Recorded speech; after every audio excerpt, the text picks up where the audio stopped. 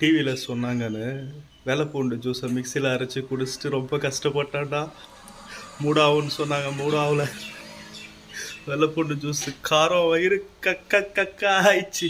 காலையில் எழுந்து பீசாங்காயில் சூத்து கழுவுறதுக்கே கஷ்டப்படுறேன். இந்த பொண்ணுங்க இவ்வளோ சாமானத்தையும் கழுவுறாங்க வயசான அப்புறம். பீசாங்காயில் சூத்து கழுவுறதுக்கு கஷ்டப்படுற பொண்ணுங்களாம். பசங்களும் தான், பொண்ணுங்க மட்டும் இல்லை. சோத்துக்கையில்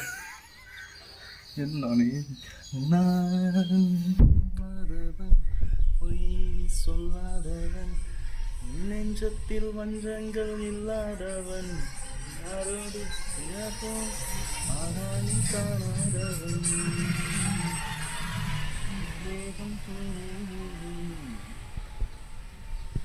நான் பொல்லாதவன், பொய் சொல்லாதவன், என் நெஞ்சத்தில் வஞ்சங்கள் இல்லை.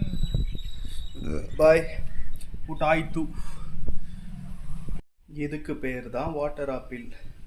இதையும் நல்லா மிக்சியில் போட்டு அரைச்சி கொஞ்சம் ஐஸ் தண்ணியை ஊற்றி வடிகட்டி குடிச்சு பார்க்கலாம் எப்படி இருக்குன்னு. வாட்டர் இருக்குது, water apple. Water apple. Thank you so much. என் முதலாளி கால் பண்ணி இன்றைக்கி சனிக்கிழமை, இன்றைக்கி வேலை செய்யணும் அப்படின்னாங்க. என்ன ஃபீல் பண்ணியிருப்பேன்?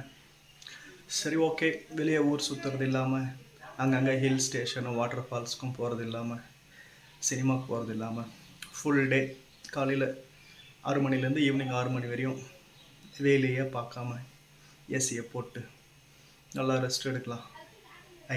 நல்லா தூங்கலாம். வாரத்தில் 5 நாள் தூங்குகிறோம், இன்னொரு நாள் சேர்த்து தூங்கலாம். அதுதான் ஒர்க் ஃப்ரம் ஹோம்.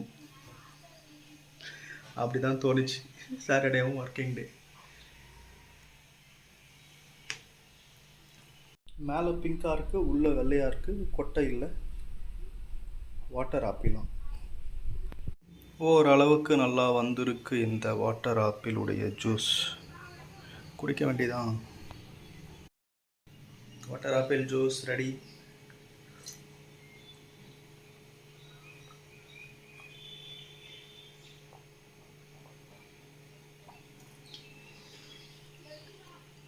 என்னெல்லாம் கடவுள் படைக்கிறானோ எல்லாம் நம்ம வயிற்றுக்கு தான். கடவுள் என்னெல்லாம் இந்த பூமியிலேருந்து விளையுதோ இதெல்லாம் நம்ம வயிற்றுக்கு தான். பூமியை தான் கடவுள் என்ன.